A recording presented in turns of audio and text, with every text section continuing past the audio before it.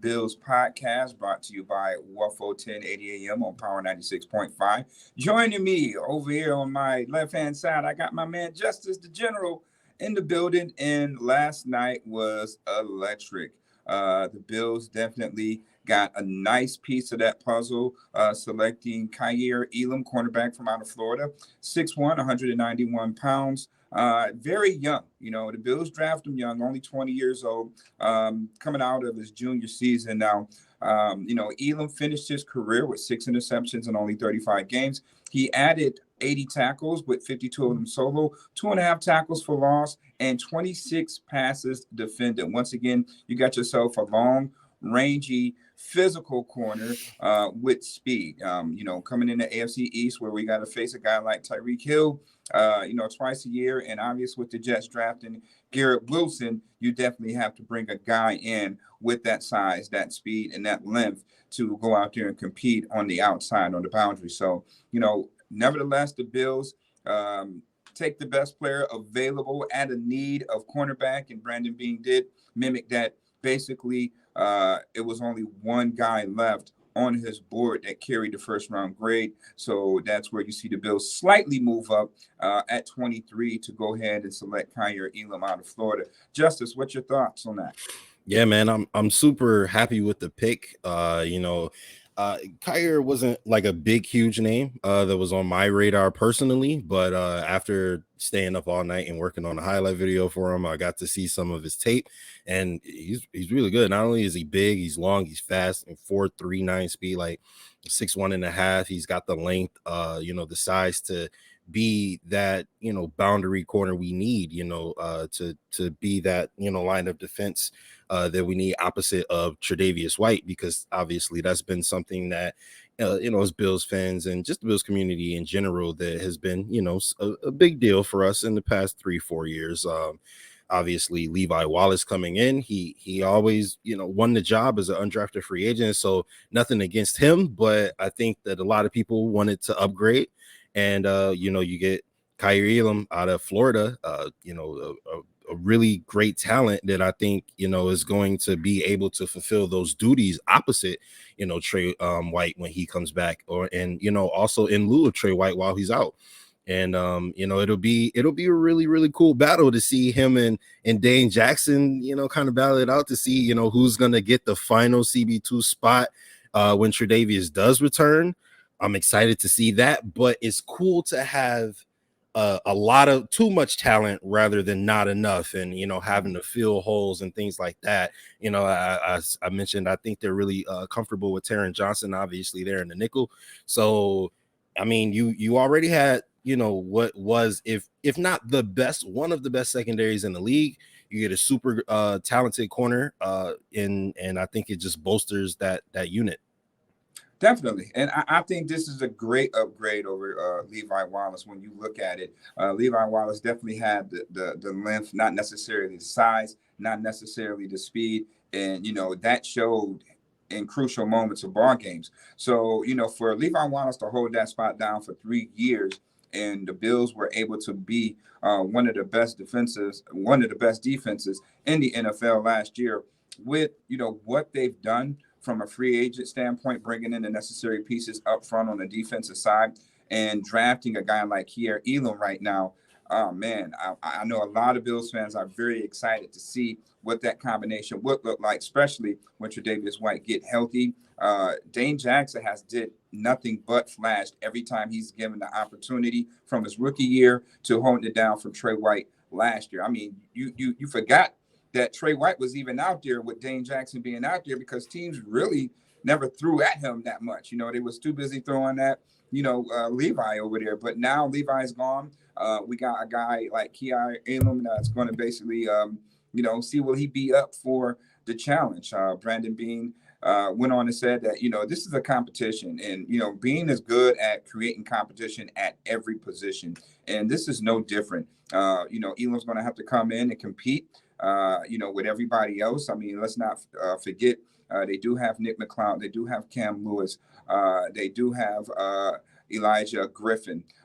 So they do have some other corners out there, that's going to, be viable opponents when it comes down to competing. Now, he is a high draft pick, so the expectations are for him to come in and produce. So once he get in and learn that playbook, he told me yesterday, put the playbook on a plane. That's how excited he is getting to Buffalo. So I'm quite sure we'll get another opportunity to speak with him today in person when he gets here.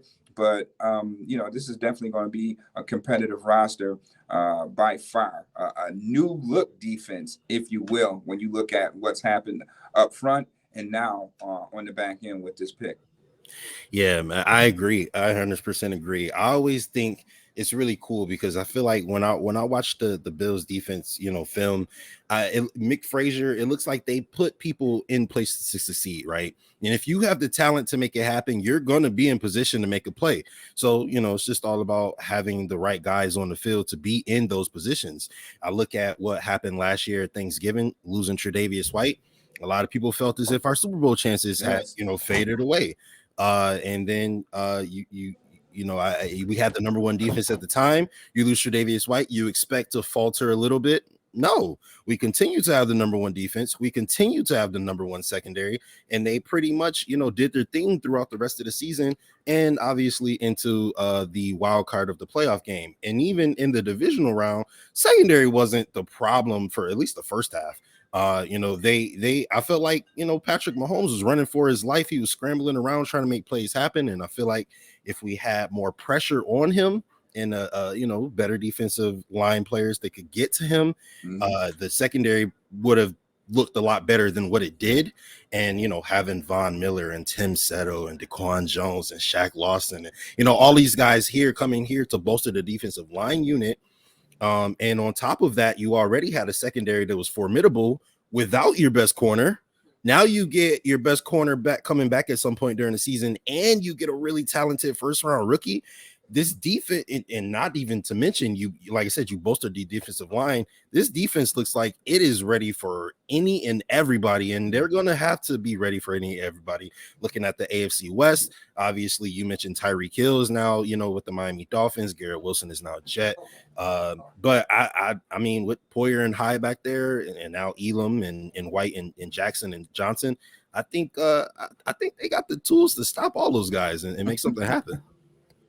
Yes, without a doubt. Now, if you take it back to those last 13 seconds with what we have right now defensively, the Bills could be easily, AFC championship game will be here in Buffalo. I can tell you that right now.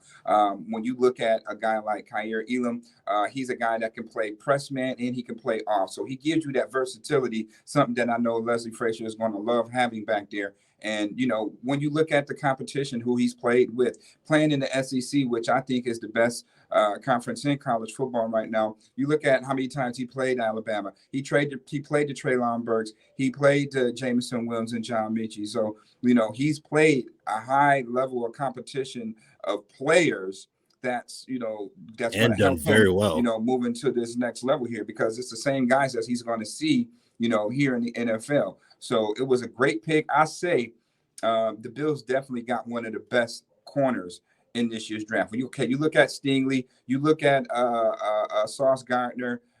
At that point, I'll have to put Kaiir Elam right there, top 3 corners in this year's draft in reference to what the Bills need, going forward there. So it was definitely an excellent pick.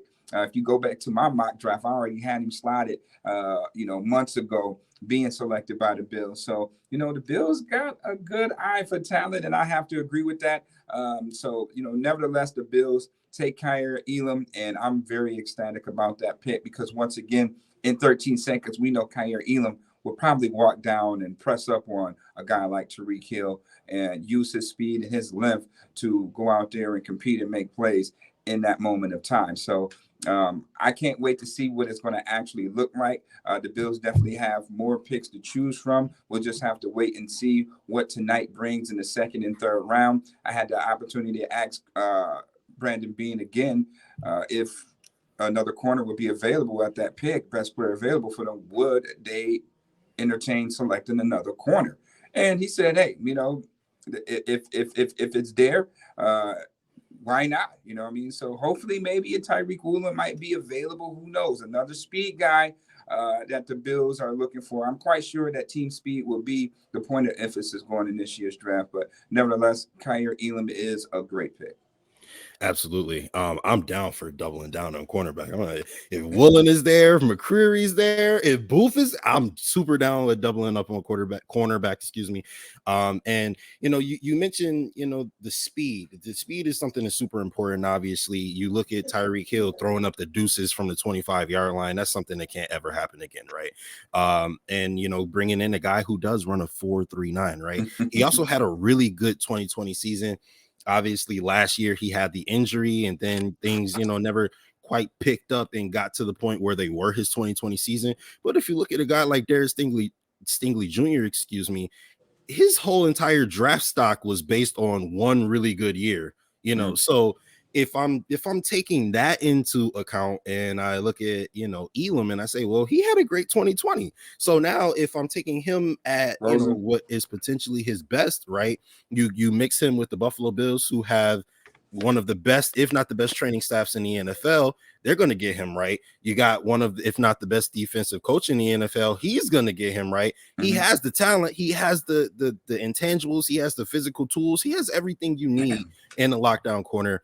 And not only that, but he has Tre'Davious White, on the other side of him to take some pressure away. He's going to be covering the second best receiver. So, I mean, if he can reach his full potential, which I super expect, with the way the Buffalo Bills defense develops secondary players, I really think sky's the limit. And I think we have a shutdown secondary for years to come. And if we double up on quarterback picks, it's like really not going to even be fair at that point. So I'm super excited with the pick. I think Brandon Beane's a genius as usual, and he comes through again. Absolutely, man. So there it is in a nutshell. The Bills select Kaiir Elam 23 in this year's first round, this year's draft. Stay tuned to what day two will bring us. The Bills have 2 picks in the first round. In the second round, I'm Muki Hawkins on the left side here, Justus the General. Make sure you stay tuned into Believe in Bills podcast on Power 96.5. Go Bills.